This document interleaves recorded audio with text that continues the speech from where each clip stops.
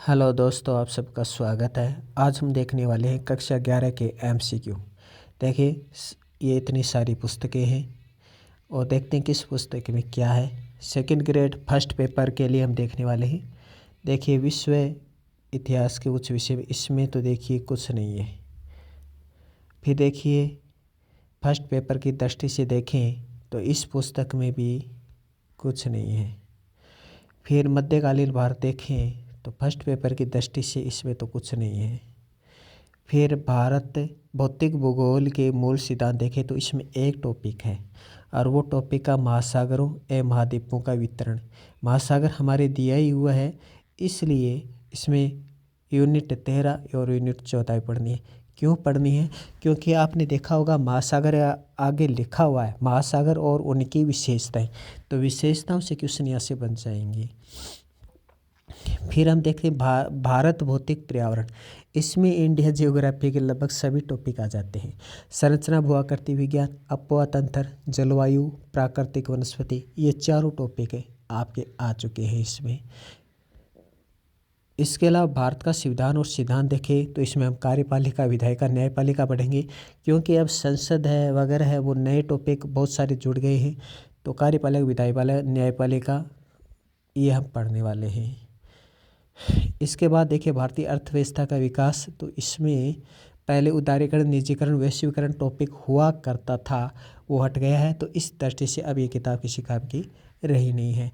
तो हम पहले भारत भौतिक पर्यावरण से शुरू करते हैं और पहला हमारा यूनिट रहेगा संरचना, भूआकृति विज्ञान, ये पढ़ेंगे।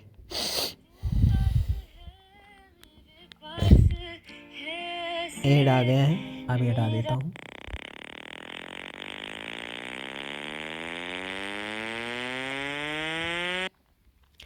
अब हम शुरू करते हैं। भूवैज्ञानिक संरचना व सेल समूह की भिन्नता के आधार पर भारत को किन किन भूवैज्ञानिक खंडों में विभाजित किया गया है, भौतिक लक्षणों पर आधारित है। प्रायद्वीपीय खंड किया गया है, हिमालय और उनके अतिरिक्त प्रायद्वीपीय पर्वतमालाएं किया गया है, सिंधु, गंगा, ब्रह्मपुत्र मैदान किया गया है। भारतीय द्वीप समूह में तो नहीं किया गया है, भारतीय द्वीप समूह इसमें नहीं किया गया है। तो 1, 2, 3 इसका आंसर हो जाएगा। अगला, भारत का प्रायद्वीपीय खंड मुख्यतः किन शैलों से बना है? ग्रेनाइट, बेसाल्ट, नीस, बलुआ पत्थर। देखिए, बेसाल्ट नहीं बना है भारतीय प्रायद्वीपीय खंड, क्योंकि बेसाल्ट का मतलब होता है ज्वालामुखी, और ज्वालामुखी का हमारे यहाँ अभाव है। ग्रेनाइट है, नीस है, लेकिन बलुआ पत्थरों का बहुत अभाव है, बलुआ पत्थर बहुत ही कम है। तो प्रायद्वीपीय खंड की बात की जा रही है और प्रायद्वीपीय खंड बलुआ पत्थर से नहीं बने हैं। हालांकि अरावली है, उसमें बलुआ पत्थर के अवशेष जरूर मिल जाते हैं, लेकिन इसमें आंसर होगा ग्रेनाइट और नीस। ऑप्शन 1, 3 ये आंसर हो जाएगा। निम्न में से कौन से क्षेत्र प्रायद्वीपीय खंड के भाग हैं? करबी एंगलोंग का पठार, अरावली पर्वत श्रृंखला, थार का मरुस्थल, मेघालय का पठार, छोटा नागपुर का पठार, मिजो श्रेणी। देखिए, प्रायद्वीपीय खंड के अंतर्गत मिजो श्रेणी नहीं आती। मिजो श्रेणी पूर्वी उत्तरांचल के अंतर्गत आती है, इसलिए मिजो श्रेणी नहीं होगा। देखिए, प्रायद्वीपीय खंड के भाग हैं करबी एंगलोंग का पठार, अरावली पर्वत श्रृंखला, मेघालय का पठार, छोटा नागपुर का पठार, ये आ जाते 1, 2, 3, 4, 1, 2, 3, 4। आगे देखिए, प्रायद्वीपीय भारत के संबंध में भारतीय प्रायद्वीपीय के संदर्भ में सत्य कथन छांटने हैं। प्रायद्वीपीय खंड की उत्तरी सीमा कटी फटी हुई है। पश्चिम बंगाल में मालदा भ्रंश उत्तरी पूर्वी भाग में स्थित मेघालय करबी एंगलोंग पठार को छोटा नागपुर पठार से अलग करता है। प्रायद्वीपीय पठार कम ऊंची पहाड़ियों एवं चौड़ी घाटियों से बना है। तो इसका आंसर हो जाएगा सभी। देखिए, प्रायद्वीपीय खंड की उत्तरी सीमा कटी फटी हुई है। पश्चिम बंगाल में एक भ्रंश है मालदा भ्रंश, जो कि उत्तरी पूर्वी भाग में स्थित क्या है? मेघालय में करबी एंगलोंग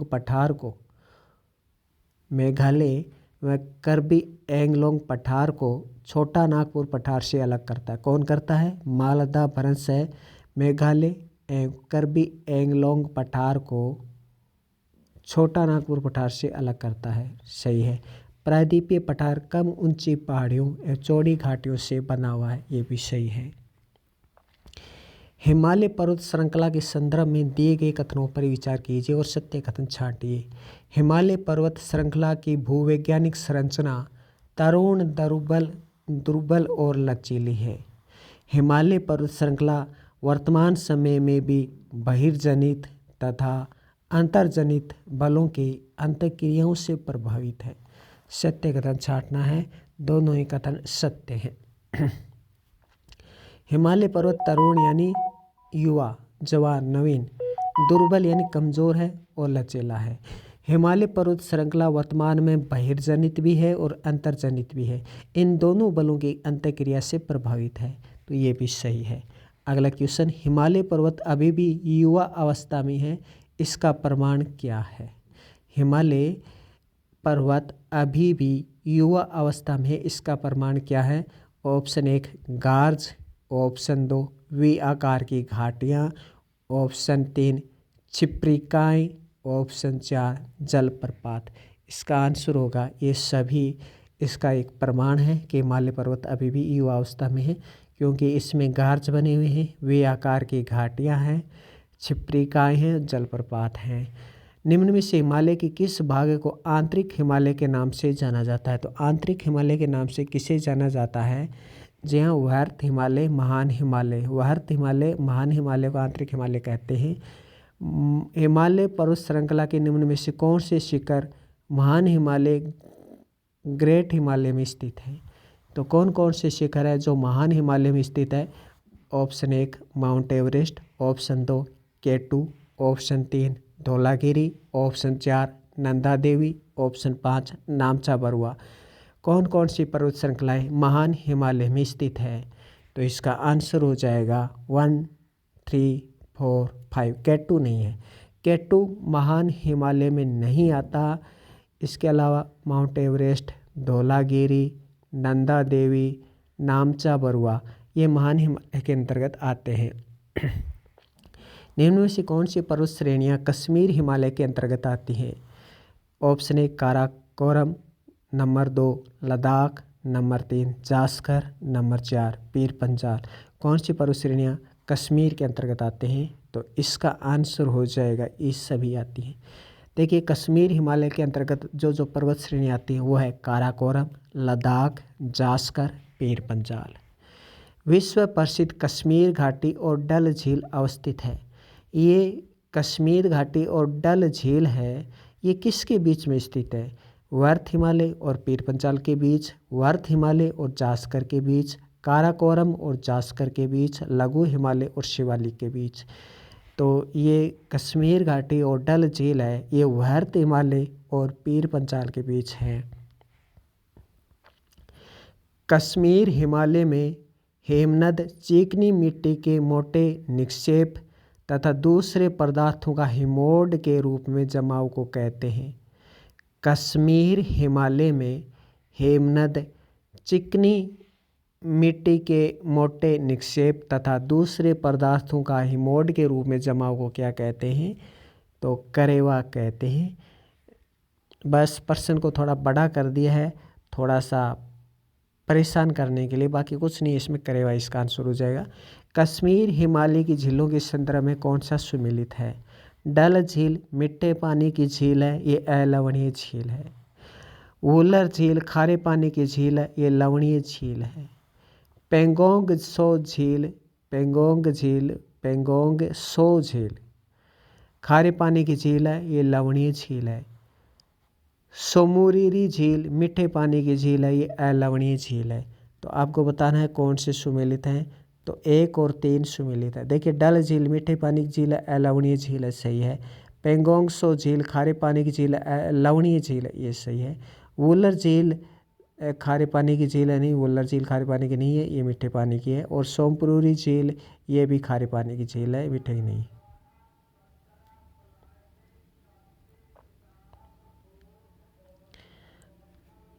अगला क्वेश्चन देखिए, निम्न से किन नदियों के अपात क्षेत्र का संबंध कश्मीर हिमालय से है? यानी कौन कौन सी नदियाँ कश्मीर हिमालय से निकलती हैं? तो इसका आंसर हो जाएगा झेलम, चेनाब और सिंधु। झेलम, चेनाब और सिंधु कश्मीर हिमालय से निकलती हैं। चेनाब, झेलम, सिंधु निकलते हैं, लेकिन रावी नहीं निकलती है। तो किन नदियों का संबंध कश्मीर हिमालय से है? झेलम का है, चेनाब का है और सिंधु का है। अगला क्वेश्चन, कश्मीर हिमालय के संदर्भ में दिए गए कथनों पर विचार कीजिए। जम्मू और कश्मीर की राजधानी श्रीनगर चेनाब नदी के किनारे स्थित है। इस क्षेत्र के उत्तर में अनुदैर्ध्य घाटियाँ पाई जाती है। कश्मीर हिमालय के उत्तर में अनुदैर्ध्य घाटियाँ पाई जाती हैं क्या? यह हम देखेंगे। डल झील श्रीनगर में स्थित है। तो कौन से? केवल तीन सत्य है। डल झील श्रीनगर में स्थित है, बाकी सही नहीं है। तो उत्तर में अनुदैर्ध्य घाटियाँ पाई जाती है, ये गलत है। कश्मीर हिमालय की अनुदैर्ध्य घाटी नहीं पाई जाती, बल्कि अनुप्रस्थ घाटियाँ पाई जाती है उत्तर में, ये भी याद रखेंगे। हिमाचल और उत्तराखंड हिमालय के संबंध में दिए गए कथनों पर विचार कीजिए और सत्य कथन छांटिए। हिमाचल और उत्तराखंड हिमालय के संदर्भ में सत्य कथन छांटना है। हिमालय का यह हिस्सा पश्चिम में रावी नदी और पूर्व में काली नदी के बीच स्थित है। कहता है कि हिमाचल और उत्तराखंड हिमालय है, यह रावी नदी और काली नदी के बीच स्थित है। रावी नदी पश्चिम में और काली नदी पूर्व में, यानी रावी और काली नदी के मध्य स्थित है। आगे देखिए, यह भारत के दो मुख्य नदी तंत्रों सिंधु और गंगा द्वारा अपवाहित है। इस क्षेत्र की महत्वपूर्ण स्थलाकृतियाँ शिवालिक और दून है। कौन से कथन सत्य हैं? तीनों ही कथन सत्य हैं। हिमाचल और उत्तराखंड हिमालय के संदर्भ में तीनों कथन सत्य हैं। हिमालय का यह हिस्सा पश्चिम में रावी नदी और पूर्व में काली नदी के बीच स्थित है। ये भारत के दो मुख्य नदी तंत्रों सिंधु और गंगा द्वारा अपवाहित है। इस क्षेत्र की महत्वपूर्ण स्थलाकृतियाँ शिवालिक और दून है। हिमाचल और उत्तराखंड हिमालय में किन नदियों का अपवाह क्षेत्र है? तो हिमाचल और उत्तराखंड हिमालय में किन नदियों का अपवाह क्षेत्र है? 1 रावी, 2 व्यास, 3 झेलम, 4 सतलज, 5 यमुना। तो देखिए किन किन 1, 2, 4, 5 यहाँ पे ऑप्शन बी देख सकते हैं। तो हिमाचल और उत्तराखंड से झेलम नहीं निकलती। हिमालय और उत्तराखंड हिमालय में झेलम नहीं निकलती। बाकी देखिए, हिमाचल और उत्तराखंड हिमालय में किन नदियों का अपवाह क्षेत्र है? रावी है, व्यास है, सतलज है, यमुना है। रावी, व्यास, सतलज, यमुना है। हिमालय की 3 मुख्य पर्वत श्रृंखलाएं उहर्त हिमालय, लघु हिमालय, शिवालिक श्रेणी हिमालय के किस खंड में अवस्थित है? तो ये तीनों ही किस खंड में आ जाती हैं? ये तीनों ही हिमाचल और उत्तराखंड हिमालय में आ जाती हैं। हिमालय की 3 मुख्य पर्वत श्रृंखलाएं उहर्त हिमालय, लघु हिमालय, शिवालिक श्रेणी हिमालय के किस खंड में अवस्थित है? हिमाचल और उत्तराखंड हिमालय की में है। प्रसिद्ध फूलों की घाटी किस पर्वतीय क्षेत्र में स्थित है? तो फूलों की घाटी उत्तराखंड हिमालय में है। हिमालय पर्वतीय क्षेत्र में बुग्याल शब्द किसको निरूपित करता है? ये बुग्याल क्या है? तो बुग्याल क्या है? तो बुग्याल ऊंचाई पर स्थित घास के मैदान हैं। बुग्याल क्या है? ऊंचाई पर स्थित घास के मैदानों को बुग्याल कहा जाता है। दार्जिलिंग और सिक्किम हिमालय के संदर्भ में नीचे दिए गए कथनों पर विचार कीजिए और सत्य कथन छांटिए। दार्जिलिंग और सिक्किम हिमालय के संदर्भ में सत्य कथन छांटिए। इस क्षेत्र में तेज बहाव वाली तीस्ता नदी बहती है। यह क्षेत्र आर्किड के लिए जाना जाता है। तो बताइए, दोनों ही सत्य हैं। दार्जिलिंग और सिक्किम हिमालय में बहने वाली जो तीस्ता नदी है वो तेज बहाव के लिए जानी जाती है, आर्किड क्षेत्र के लिए प्रसिद्ध है। आगे देखिए, दुआर स्थलाकृतियाँ पाई जाती हैं। तो दुआर स्थलाकृतियाँ हैं दार्जिलिंग और सिक्किम हिमालय में पाई जाती है। दुआर स्थलाकृतियाँ दार्जिलिंग और सिक्किम हिमालय में पाई जाती हैं। मोनपा, डफला, अबोर, मिसमी, निसी और नागा है।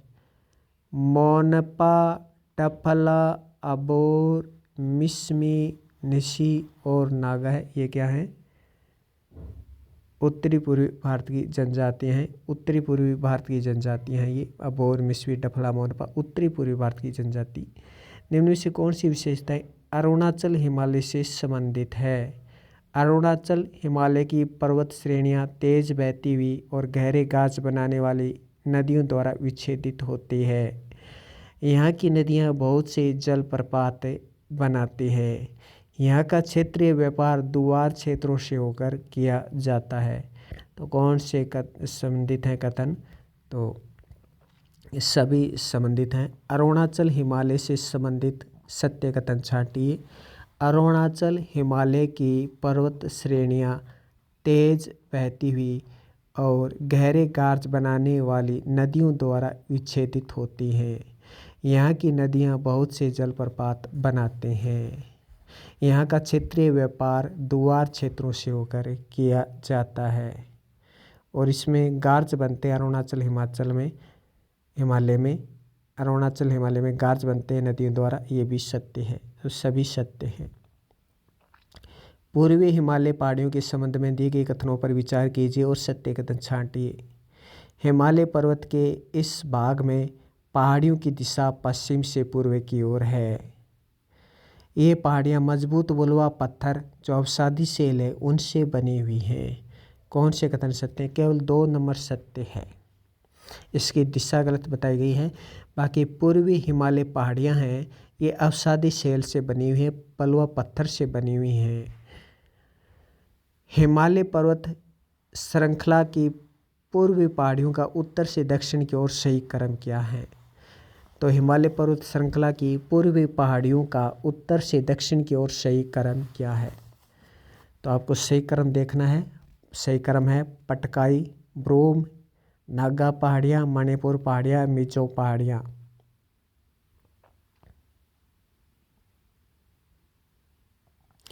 ट्रिक है पन्ना मामी। पन्ना मामी ट्रिक इसकी बना लीजिए आप पे। पन्ना मामी। पन्ना मामी कहाँ रहती है? पूर्व में रहती है। तो समझेंगे आप पूर्व की पहाड़ियाँ हैं। पन्ना मामी पूर्व में रहती है। पटकाई, ब्रूम, नागा पहाड़ियाँ, मणिपुर पहाड़ियाँ, मिजो पहाड़ियाँ। बराक नदी किन राज्यों की एक महत्वपूर्ण नदी है? तो बराक नदी मणिपुर और मिजोरम की महत्वपूर्ण नदी है। उत्तर पूर्व की किस राज्य को मोलेसिस बेसिन कहा जाता है? मोलेसिस बेसिन कहा जाता है। तो आंसर हो जाएगा मिजोरम। मिजोरम को ही मोलेसिस बेसिन कहा जाता है। कौन सा युगम सुमेलित नहीं है? एक तरफ दर्रा है, एक तरफ राज्य है। शिपकिला दर्रा हिमाचल प्रदेश, नाथुला दर्रा सिक्किम, नीतिला दर्रा ऐसे नीतिपासला दर्रा भी कहते हैं, नीतिपास दर्रा उत्तराखंड और लिपुलेख दर्रा अरुणाचल प्रदेश। तो इसका सही आंसर हो जाएगा, सही सुमेलित नहीं है वो लिपुलेख अरुणाचल प्रदेश में नहीं है। लिपुलेख अरुणाचल प्रदेश में नहीं है, बाकी सही है। नीतिला दर्रा उत्तराखंड में है, नाथुला सिक्किम में है और शिपकिला हिमाचल में है। उत्तरी मैदान के संदर्भ में विचार कीजिए और सत्य कथन छांटिए। उत्तरी मैदान मूलतः एक भू अभिनति करता है। जब इस तरह के वर्ड आते हैं तभी हम कन्फ्यूज होते हैं। देखिए मैं जो आपकी बुक में दिए है सेम टू सेम वही ऑप्शन उठा दिए। उत्तरी मैदान मूलतः एक भू अभिनीति गर्त है। यह मैदान लेटेराइट मृदा से बना हुआ है। कौन से कथन सही है? केवल एक सही है। उत्तरी मैदान मूलतः एक भू अभिनति गर्त है। उत्तरी पर्वतों से निकलने वाली नदियाँ निचले नदी द्वीपों का निर्माण करती। कथन क्या है कि उत्तरी पर्वतों से निकलने वाली नदियाँ निचले भागों में नदीय द्वीपों का निर्माण करती है। कारण उत्तरी पर्वतों से निकलने वाली नदियों के निचले भाग में ढाल तीव्र होने के कारण नदी का बहाव तेज होता है। तो इसका सही आंसर होगा कथन सही है किंतु कारण गलत है। देखिए कथन सही है कि उत्तरी पर्वतों से निकलने वाली नदियाँ निचले भागों में नदी द्वीपों का निर्माण करती है। इसने कारण कहा कि उत्तरी पर्वतों से निकलने वाली नदियों के निचले भाग में ढाल तीव्र होने के कारण नदी का बहाव तेज होता है। अगर नदी का बहाव तेज होगा तो वो नदी द्वीप कैसे बनाएगी, वो तो पानी बहकर आगे निकल जाएगा, द्वीप बनेगा ही नहीं। तो इसलिए कथन सही है और कारण गलत है। विश्व का सबसे बड़ा नदी द्वीप मांजुली किस नदी पर स्थित है? मांजुली ब्रह्म नदी पर है। 8 से 10 किलोमीटर चौड़ाई की पतली पट्टी जो शिवालिक गिरिपाद की समांतर फैली हुई है, इसके परिणाम स्वरूप हिमालय पर्वत श्रेणियों से बाहर निकलती नदियां यहाँ पर भारी जलभार जैसे बड़े सेल और गोलासम जमा कर देती है। सभी सरिताएं इस पट्टी में विलुप्त हो जाती है। उपरोक्त विवरण किसके संबंध में है? तो विलुप्त हो जाती है, तो विलुप्त हो रही है, तो इसका मतलब ये भाबर है।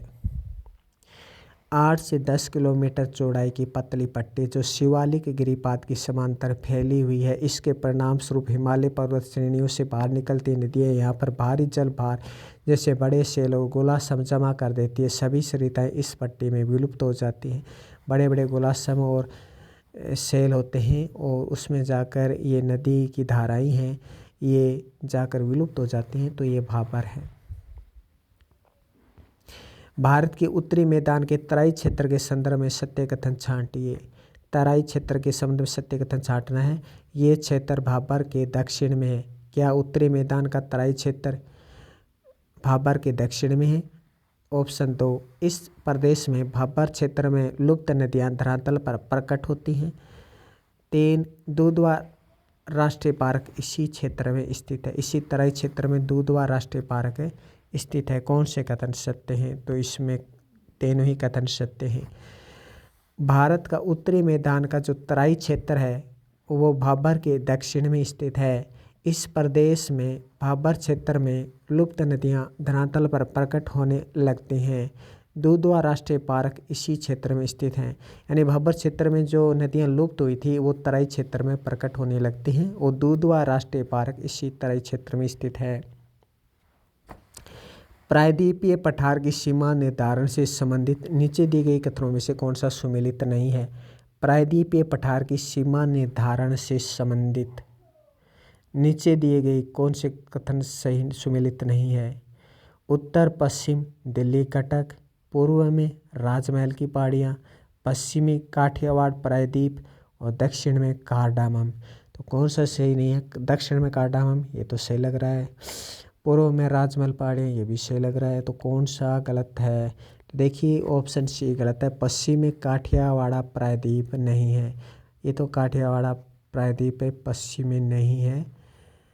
बाकी उत्तर पश्चिमी दिल्ली और कटक है, ठीक है। ये आगे देखिए, निम्न में से कौन से पठार प्रायद्वीपीय पठार के भाग हैं? प्रायद्वीपीय पठार के कौन कौन से भाग हैं? ऑप्शन ए पलायू पठार, ऑप्शन 2 मालवा पठार, ऑप्शन सी कोयटुम्बूर पठार, ऑप्शन डी कर्नाटक पठार, ऑप्शन डी मेघालय पठार। कौन कौन से पठार प्रायद्वीपीय पठार के भाग हैं? तो ये सभी प्रायद्वीपीय पठार के भाग हैं। पलायू का पठार भी है, मालवा का पठार भी है, कोयटुम्बूर पठार भी है, कर्नाटक भी पठार और मेघालय पठार, ये सभी पठार प्रायद्वीपीय पठार के भाग हैं। अगला क्वेश्चन, निम्न में से कौन सी प्राकृतिक स्थलाकृतियाँ प्रायद्वीपीय पठार में पाई जाती हैं? तो कौन कौन सी प्राकृतिक स्थलाकृति हैं जो प्रायद्वीपीय पठार में मिलती हैं? ऑप्शन 1 टोर, ऑप्शन 2 ब्लॉक पर्वत, ऑप्शन सी पर्वत स्कंद, ऑप्शन डी छत्रक चट्टानें और ऑप्शन डी नगन चट्टान संरचना।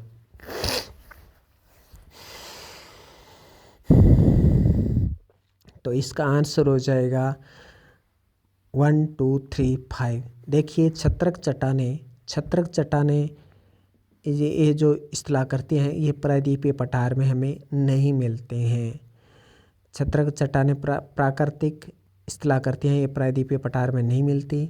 बाकी देखिए टोर स्थलाकृति है, वो प्रायद्वीपीय पठार में मिलती है। ब्लॉक पर्वत भी प्रायद्वीपीय पठार में मिल जाते हैं। पर्वत स्कंद ये भी प्रायद्वीपीय पठार में मिलती है। नगन चट्टान संरचना, तो ये सब प्रायद्वीपीय पठार में मिलती है, लेकिन छत्रक चट्टानें हैं ये प्रायद्वीपीय पठार की स्थलाकृति नहीं है। प्रायद्वीपीय पठार के अनेक हिस्से भू उत्थान, निमज्जन, भ्रंश तथा विभ्रंश निर्माण प्रक्रिया के अनेक पुनरावर्ती दौर से गुजरे हैं। प्रायद्वीपीय पठार के अनेक हिस्से भू उत्थान, निमज्जन, भ्रंश तथा विभ्रंश निर्माण प्रक्रिया के अनेक पुनरावर्ती दौर से गुजरे हैं। इसके प्रमाण कौन कौन से हैं? क्या प्रमाण है कि प्रायद्वीपीय पठार अनेक भू उत्थान, निमज्जन, भ्रंश, विभ्रंश आदि प्रक्रिया से गुजरा है? इसका प्रमाण क्या है?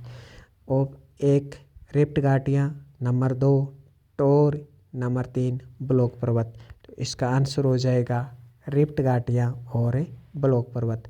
टोर इसमें प्रायद्वीपीय पठार के अनेक प्रक्रिया से गुजरा, ये टोर इसमें नहीं होगा। प्रायद्वीपीय पठार के अनेक से भू उत्थान, निमज्जन, भ्रंश, विभ्रंश निर्माण प्रक्रिया से गुजरा है। इसका प्रमाण है रिफ्ट घाटियाँ और ब्लॉक पर्वत। प्रायद्वीपीय पठार के संबंध में दिए गए कथनों में से कौन से कथन सत्य हैं? सामान्यतः प्रायद्वीपीय पठार की ऊंचाई पश्चिम से पूर्व की ओर कम होती चली जाती है। क्या ये सत्य है कि प्रायद्वीपीय पठार की ऊंचाई पश्चिम से पूर्व की ओर कम होती चली जाती है? आगे देखेंगे। प्रायद्वीपीय पठार के पश्चिम और उत्तर पश्चिम भाग में मुख्य रूप से काली मिट्टी पाई जाती है। तो इसका आंसर हो जाएगा दोनों ही सत्य हैं। जी हाँ, प्रायद्वीपीय पठार की जो ऊंचाई है वो जब हम पश्चिम से पूर्व की ओर जाते हैं, पश्चिम से पूर्व की ओर जाने पर प्रायद्वीपीय पठार की ऊंचाई कम होती चली जाती है। प्रायद्वीपीय पठार के पश्चिम और उत्तर पश्चिम भाग में मुख्य रूप से काली मिट्टी पाई जाती है, ये भी सत्य है। पश्चिम घाट को स्थानीय तौर पर अनेक नाम दिए गए हैं। पश्चिम घाट के स्थानीय नाम के संदर्भ में सम्मिलित कीजिए। महाराष्ट्र में पश्चिम घाट को सह्याद्री कहते हैं। कर्नाटक में पश्चिम घाट को अन्नामलाई कहते हैं। केरल में पश्चिमी घाट को कार्डामम कहते हैं, इलायची की पहाड़ी कहते हैं। तमिलनाडु में नीलगिरी की पहाड़ियाँ कहते हैं। तो पश्चिम घाट के संदर्भ में आपको बताना है कौन से सत्य हैं। तो इसमें 1, 3, 4 सत्य है। कर्नाटक में अन्नामलाई ये गलत है।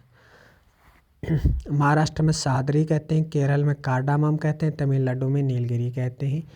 निम्न में से कौन से कथन पश्चिम घाट के संदर्भ में सही हैं?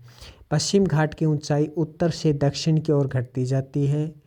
अधिकांश प्रायद्वीपीय नदियों की उत्पत्ति पश्चिमी घाट से होती है।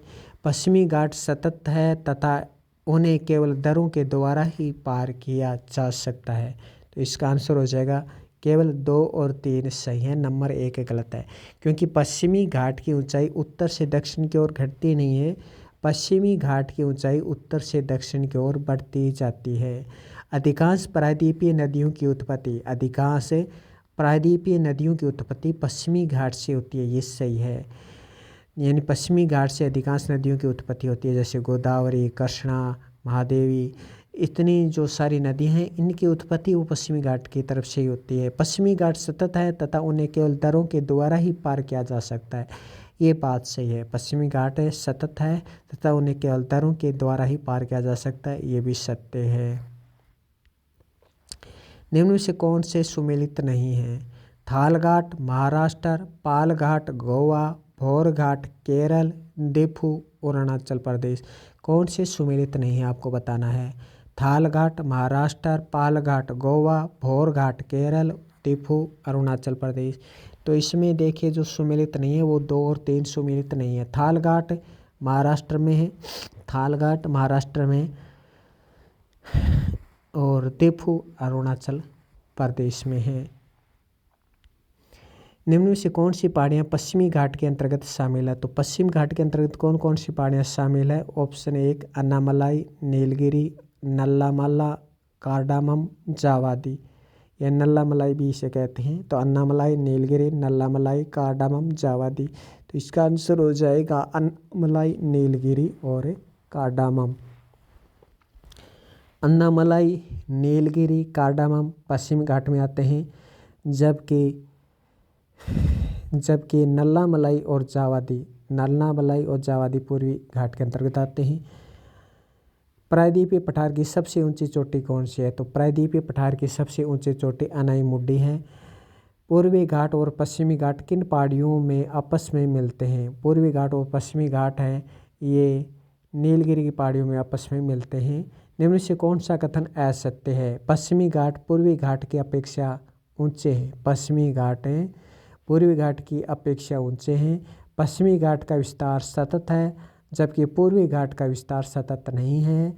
उडमुंगल, जिसे ऊंटी के नाम से जाना जाता है, अन्नामलाई पर्वतमाला में स्थित एक हिल स्टेशन है। पूर्वी घाट का सबसे ऊंचा शिखर जिंदगाड़ा है। तो इसका आंसर हो जाएगा नंबर 3 है, वो असत्य है, बाकी सत्य है। ये कहता है कि उडमंगल, जिसे ऊंटी के नाम से जाना जाता है, अन्नामलाई पर्वतमाला में हिल स्टेशन है। ये अन्नामलाई में स्थित नहीं है ऊंटी, ये याद रखिए। और पश्चिमी घाट पूर्वी घाट की अपेक्षा ऊंचे होते हैं। जी हाँ, ये सत्य है। जो पश्चिमी घाट है वो पूर्वी घाट की अपेक्षा ऊंचे होते हैं, ये सत्य है। पश्चिमी घाट का विस्तार सतत है, जबकि पूर्वी घाट का विस्तार सतत नहीं है, ये सत्य है। पूर्वी घाट का सबसे ऊंचा शिखर जिंदगाड़ा है। सबसे ऊंचा शिखर जिंदगाड़ा है पूर्वी घाट का सबसे ऊंचा शिखर, तो ये भी सत्य है। प्रायद्वीपीय पठार के मध्य उच्च भूभाग से संबंधित दिए गए कथनों पर विचार कीजिए और सत्य कथन छांटिए। तो प्रायद्वीपीय पठार के मध्य उच्च भूभाग से संबंधित सत्य कथन छांटना है। अपने भूगर्भीय इतिहास में यह क्षेत्र कायांतरित प्रक्रियाओं से गुजर चुका है।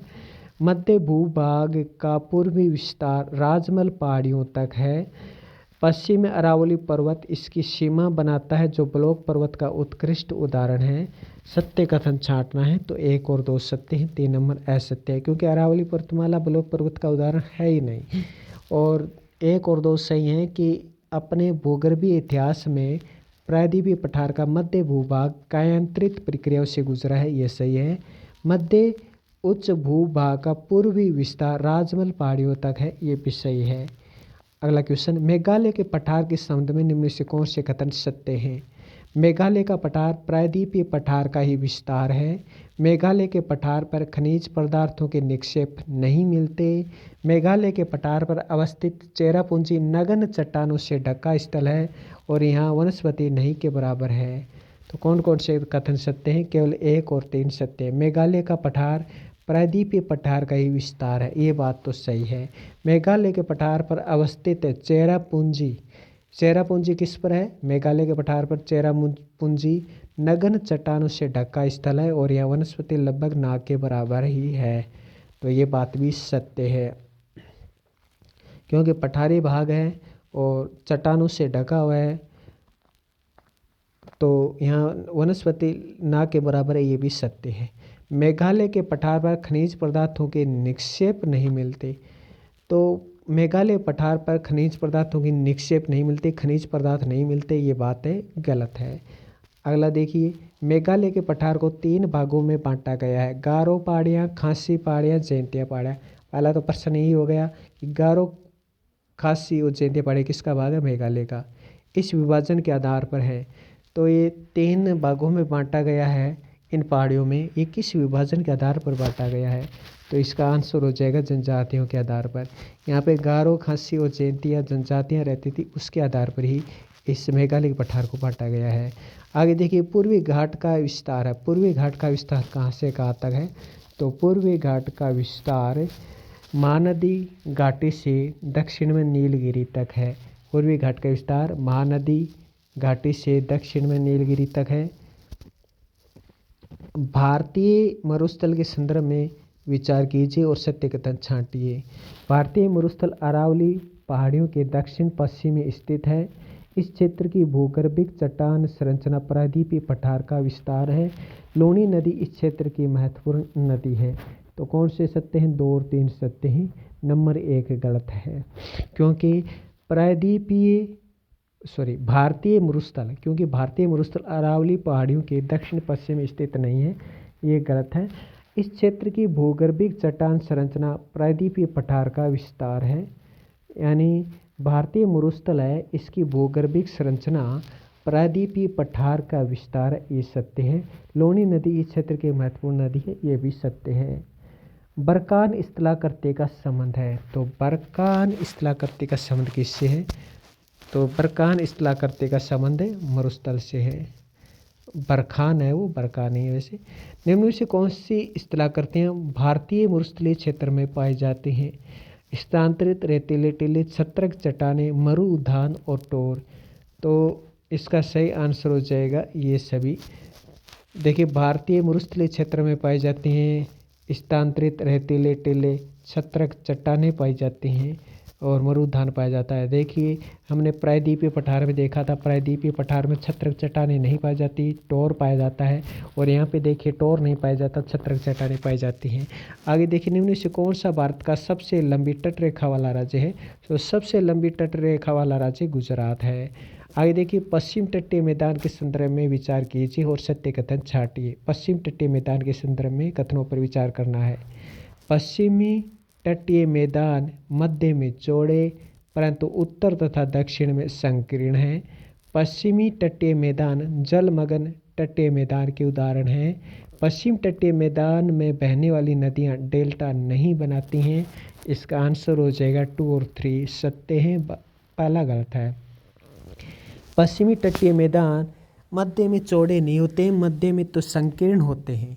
पश्चिम तटीय मैदान मध्य में संकीर्ण होते हैं जबकि उत्तर तथा दक्षिण में चौड़े होते हैं। तो ऐसा होना चाहिए था। नंबर 2 है पश्चिम तटीय मैदान जलमग्न तटीय मैदान के उदाहरण। ये बात सही है, पश्चिमी तटीय मैदान जलमग्न तटीय मैदान के उदाहरण है, ये बात सत्य है। पश्चिमी तटीय मैदान में बहने वाली नदियाँ डेल्टा नहीं बनाती हैं, ये बात भी सत्य है। 55 नंबर क्वेश्चन है कथन और कारण का है। पश्चिमी तट पत्तनों एवं बंदरगाहों के विकास के लिए प्राकृतिक परिस्थितियाँ प्रदान करता है। पश्चिमी तटीय मैदान एक जलमग्न संकीर्ण पट्टी है। कारण और कथन दिया हुआ है और हम ये कंफ्यूज रहते हैं कि व्याख्या करता है या नहीं। देखिए पश्चिमी तट पत्तनों एवं बंदरगाहों के विकास के लिए प्राकृतिक परिस्थितियाँ प्रदान करता है, ये सत्य है। पश्चिमी तटीय मैदान एक जलमग्न संकीर्ण पट्टी है, ये भी सत्य और ये व्याख्या भी करता है। कैसे? पश्चिमी तट पत्तन एवं बंदरगाहों के विकास के लिए प्राकृतिक परिस्थितियाँ प्रदान करता है क्योंकि पश्चिमी तटीय मैदान एक जलमग्न संकीर्ण पट्टी है। देखो संकीर्ण पट्टी होगी और जलमग्न होगा तभी तो वो बंदरगाहों के लिए प्राकृतिक परिस्थितियाँ उत्पन्न करेगा, तभी तो बंदरगाह बनेंगे। तो ये भी सत्य है और व्याख्या भी करता है।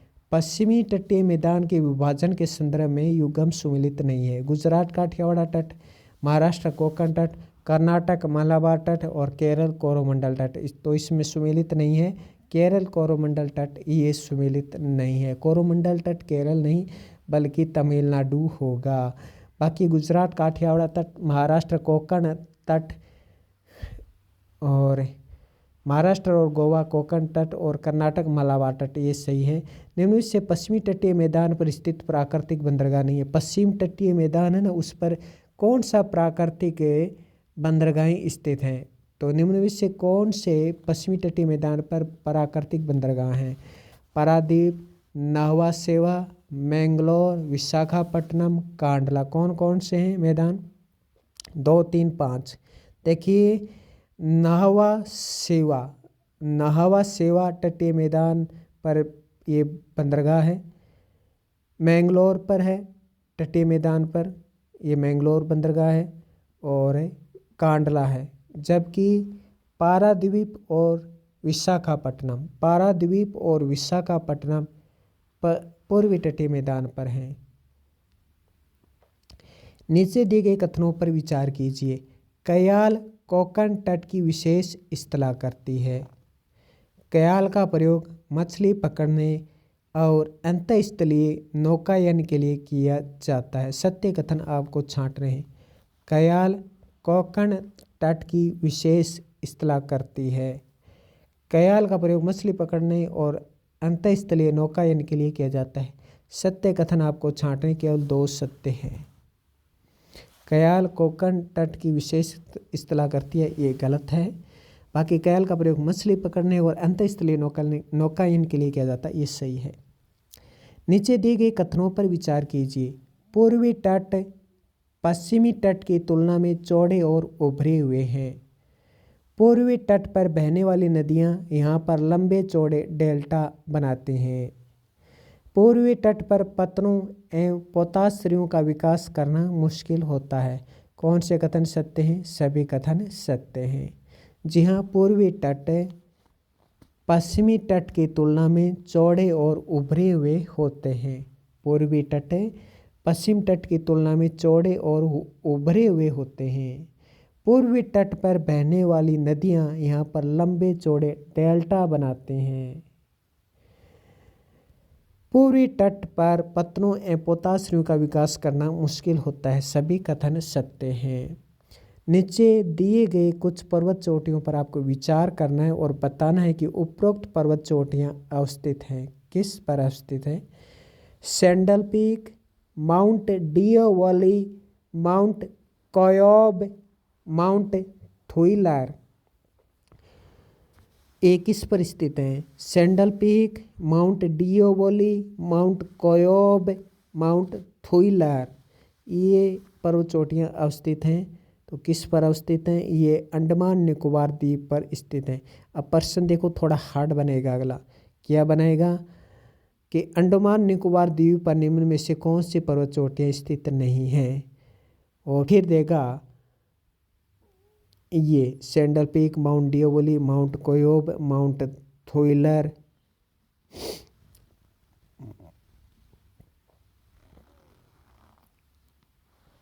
है ना? इस तरह से ये देखा।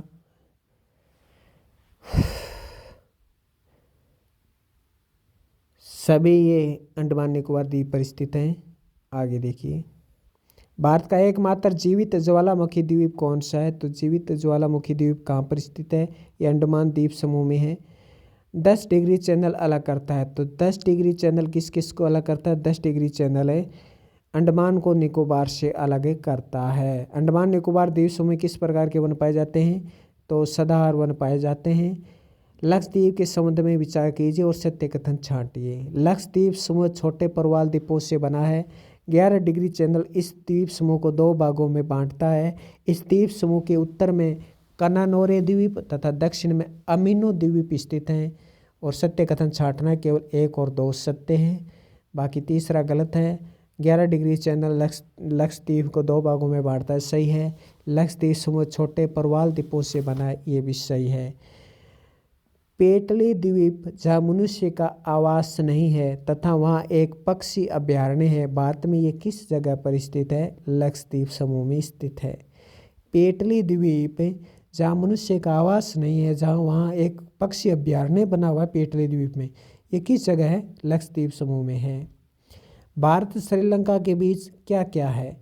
तो भारत और श्रीलंका के बीच पाक जल संधि है और मन्नार की खाड़ी है। न्यू मोरे द्वीप और पेरम द्वीप, न्यू मोरे द्वीप और पेरम द्वीप ये भारत श्रीलंका के बीच नहीं है। पाक जल संधि है, मन्नार की खाड़ी है। मन्नार की खाड़ी भारत और श्रीलंका के बीच स्थित है। तो ये हमने क्वेश्चन कर लिए हैं, 66 क्वेश्चन हमने किए हैं। और आई होप आपको वीडियो पसंद आया होगा। लाइक कीजिए, सब्सक्राइब कीजिए। इसी तरह के और अच्छे NCERT के क्वेश्चन देखिए।